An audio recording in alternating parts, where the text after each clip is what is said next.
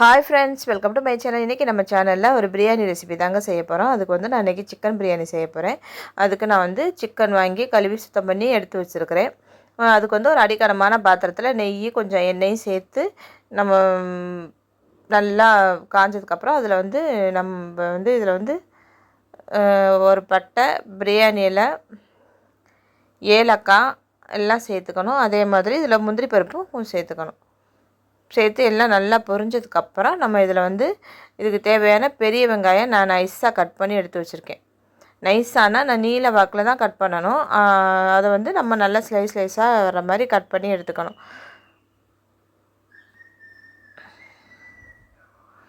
எடுத்துகிட்டு நம்ம இதில் சேர்த்து நம்ம நல்லா வதக்கிக்க போகிறோம்.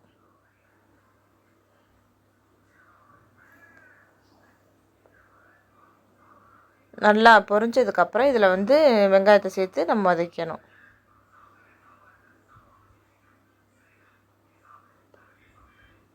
முந்திரி பருப்பு ஃபஸ்ட்லேயே நம்ம இந்த மாதிரி சேர்த்துக்கவும் செய்யலாம், இல்லைன்னா நம்ம லாஸ்ட்டில் கூட சேர்த்துக்கலாம். லாஸ்ட்டில் பொரித்து எடுத்து வச்சிடணும் நெய்யில். அதுக்கப்புறம் கடைசியில் நம்ம மேலாப்பில் கூட போட்டுக்கலாம். நான் இதை ஃபஸ்ட்லேயே போட்டுட்டேன். அதுக்கப்புறம் இந்த மாதிரி வெங்காயத்தை நம்ம சேர்த்து நல்லா வதக்கிக்கணும்.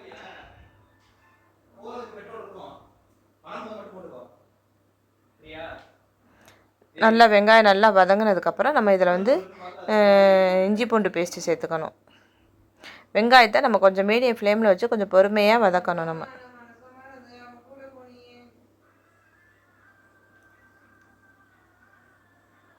அதுக்கப்புறம் இஞ்சி பூண்டு பேஸ்ட்டு ஒரு ஸ்பூன் அளவுக்கு இஞ்சி பூண்டு பேஸ்ட்டு சேர்த்து அதையும் நல்லா அதனோட பச்சை வாசனை போகிற வரைக்கும் நம்ம நல்லா வதக்கி விட்டுறணும். அதுக்கப்புறம் இதில் வந்து தயிர் சேர்த்துக்கணும். எலுமிச்சம்பழம் இருந்தால் எலுமிச்சம்பழம் சேர்த்துக்கலாம், எலுமிச்சம்பழம் இல்லைன்னா நம்ம தயிர் சேர்த்துக்கலாம். ஏதாவது ஒன்று சேர்த்தா போதும். நம்ம புளிப்பு சுவைக்காக சேர்க்குறது தான் அது.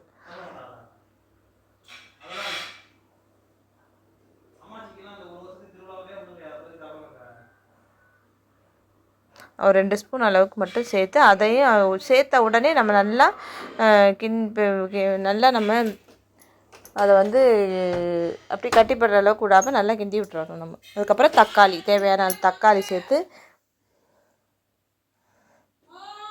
தக்காளி நல்லா வதங்கட்டும். தக்காளி நல்லா வதங்கினதுக்கப்புறம் இதுக்கு தேவையான அளவு உப்பு கூட நம்ம இந்த இடத்துல சேர்த்துக்கலாம். சேர்த்து தக்காளியை நல்லா வதக்கிட்டு புதினா மல்லித்தலை நான் இதில் சேர்த்துக்கிறேன். புதினா மல்லித்தலை சேர்த்து நல்லா அதையும் அதோட ராஸ்மல் போகிற வரைக்கும் நல்லா வதக்கி விட்டுறணும்.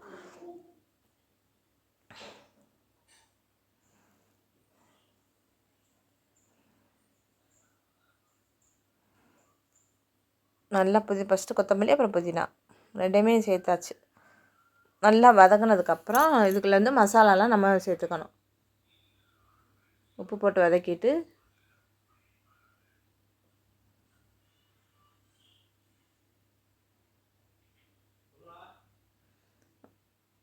நல்லா இப்போ வதங்கிடுச்சு. இந்த ஸ்டேஜில் நம்ம வந்து காரத்துக்கு மிளகாத்தூள் சேர்த்துக்க போகிறோம். மிளகாத்தூள், சிக்கனு எதை வேணாலும் நம்ம ஃபஸ்ட்டு 1 பை 1 சேர்த்துக்கலாம். சிக்கனை சேர்த்துறோம். சிக்கன் இந்த மாதிரி மஞ்சத்தூள் போட்டு கழுவிடுங்க. எப்போவுமே எந்த நான்வெஜ் ஐட்டம் நம்ம கழுவினாலுமே இந்த மஞ்சத்தூள் போட்டு கழுவிட்டோம்னா அது ஒரு கிருமி நாசினி. அதனால் முடிஞ்ச வரைக்கும் மட்டன் சிக்கன்லாம் மஞ்சத்தூள் போட்டு கழுவி அதில் சேர்த்துட்டு இதுக்கப்புறம் நல்லா அதையும் எண்ணெயிலே நல்லா வதக்கி விட்டுட்டு தேவையான அளவு நம்ம காரம் மசாலாத்தூள் நம்ம சேர்த்துக்க போகிறோம். பிரியாணி மசாலா இருந்ததுன்னா பிரியாணி மசாலா சேர்த்துக்கலாம். அப்படி இல்லை அப்படின்னா நம்ம வீட்டில் உள்ள மிளகாத்தூள் தான் நம்ம சேர்த்துக்கணும். ஃபஸ்ட்டு கொஞ்சம் நல்லா வதக்கி விட்டுறணும்.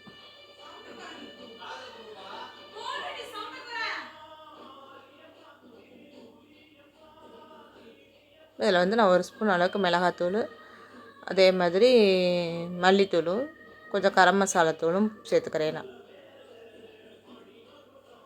கண்டிப்பாக கறி மசாலாத்தூள் வந்து நம்ம சேர்த்துக்கணும். கண்டிப்பாக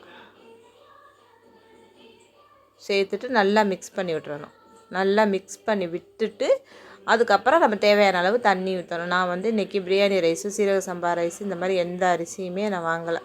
நான் வீட்டில் உள்ள அரிசி வச்சு தான் செய்ய போகிறேன். அதனால் அது 1க்கு 2 மடங்கு தண்ணி எடுத்துக்கணும். நம்ம அரிசி எவ்வளோ போடுறோமோ அதுக்கு தகுந்த மாதிரி 2 பங்கு தண்ணி எடுத்துகிட்டு நம்ம அதில் சேர்த்து நல்லா மிக்ஸ் பண்ணிவிட்டு உப்பு போதுமா, உப்பு காரம் போதுமான்னு செக் பண்ணி பார்த்துக்கணும். உப்பு ஒரு கல் மட்டும் கூட இருக்கிற மாதிரி பார்த்துக்கணும். ஏன்னா நம்ம அரிசி போடும்போது அது பேலன்ஸ் ஆகிடும்.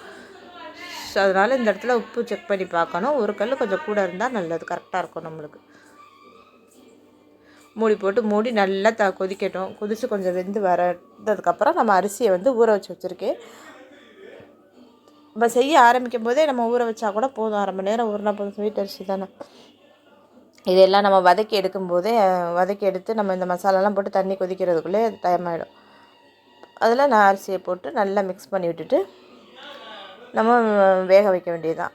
தம்மு தான் போட போகிறேன், அதனால் வேக வச்சுக்க போகிறேன்.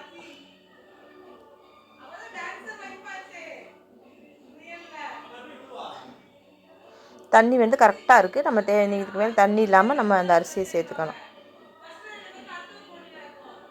ஒருவேளை தண்ணி பத்தலை அப்படின்னா நம்ம சுடுதண்ணி சேர்த்துக்கலாம். ஆனால் சுடுதண்ணி சேர்த்தாலுமே அது குழஞ்சிருது. அது நம்ம வைக்கும்போதே தண்ணி கரெக்டாக வைக்கலை அப்படின்னா அந்த ரைஸ் வந்து உதிரி உதிரியாக கிடைக்காது. அதை மட்டும் நம்ம நோட் பண்ணிக்கணும். நம்ம கூடவே ஒரு அரை டம்ளர் சேர்த்து வச்சா கூட பரவாயில்ல. அதே நேரம் கூடினாலும் குழஞ்சது மாதிரி ஒரு மாதிரி போயிடும். ஸோ தண்ணி வைக்கிறது தான் எந்த அரிசிக்குமே மெயின். தண்ணியை நம்ம கரெக்டாக வச்சிட்டோம்னா ரைஸ் நல்லா உதிரி உதிரியாக கிடைக்கும். நல்லா மிக்ஸ் பண்ணி விட்டுட்டு நல்லா நம்மளுக்கு சிக்கன் சட்டுன்னு வெந்துடும் இல்லையா. சிக்கனும் இந்த அரிசியுமே எங்களுக்கு வேகமாக வெந்துடும். அதனால் மூடி அப்பப்போ இடையில திறந்து கிளறி விட்டுக்கிட்டே இருக்கிறேன். இருந்துக்கிட்டே இருந்தோம்னா டக்குன்னு இந்த வெந்து வந்துடும். இன்னும் கொஞ்சம் தண்ணி வற்றின உடனே நம்ம இதில் கறி வெந்திருக்கான்னு பார்க்கணும். கறி வெந்திருக்கான்னு பார்க்கணும், அரிசி வெந்திருக்கான்னு பார்க்கணும். பார்த்துட்டு கடைசியில் இன்னும் கொஞ்சம் மல்லித்தலை கருவேப்பிலை சேர்த்துட்டு நெய் தேவைப்பட்டால் நெய்யும் சேர்த்துட்டு மூடிட்டு நம்ம தம் போட வேண்டியது தான். இப்போ இந்த ஸ்டேஜ் இப்போ கொஞ்சம் தான் தண்ணி இருக்குது. இப்போ நம்ம தம் போட ஆரம்பிச்சிடலாம். அதே மாதிரி இதில் நான் வந்து கறி இதுக்கு அரை கிலோ 3/4 கிலோ இதுக்கு நான் போட்டேன்னா கொஞ்சமாக வெறும் எலும்பாக கூட நம்ம போட்டு கொஞ்சம் ஊற்றிக்கிற மாதிரி குழம்பு தாளிச்சா வைக்க தெரியலை அப்படின்னா இந்த மாதிரி சும்மா நம்ம வீட்டுக்கு வைக்கிற குழம்பு மாதிரியே கொஞ்சம் குழம்பு வச்சிடலாம். சிக்கன் குழம்பு மாதிரி கொஞ்சம் வச்சுட்டு அதே மாதிரி இதுக்கு சிக்கன் சில்லி போட்டிங்கன்னா நல்லாயிருக்கும். அதுவும் நான் சிக்கன் சில்லியும் போட்டிருக்கேன். நான் தயிர் வெங்காயமும் செய்ய போகிறேன்.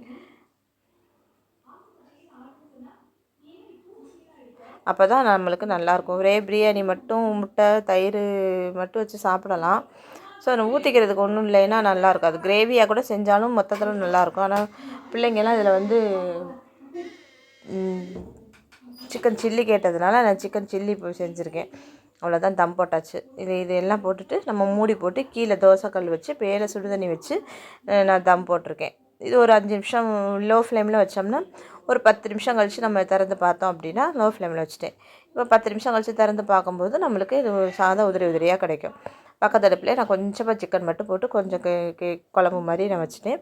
அதே மாதிரி சிக்கன் சில்லியும் செய்ய போகிறேன். இப்போ பாருங்கள், ஓரளவுக்கு நம்ம சாதம் நல்லா தான் வந்திருக்கு. அதுக்கு சிக்கன் சில்லி செஞ்சுருக்கேன். பாருங்கள், சிக்கன் சில்லி குழம்பு, வெங்காயம் தயிர் வெங்காயம் செஞ்சாச்சு. முட்டை மட்டும் செய்யலை, நேரம் பத்தலை எனக்கு. ஆனால் முட்டையும் சேர்த்து சாப்பிடும்போது சூப்பராக இருக்கும் இந்த சமையல். சூப்பரான ஒரு லஞ்ச் மெனு ஆகிடும்.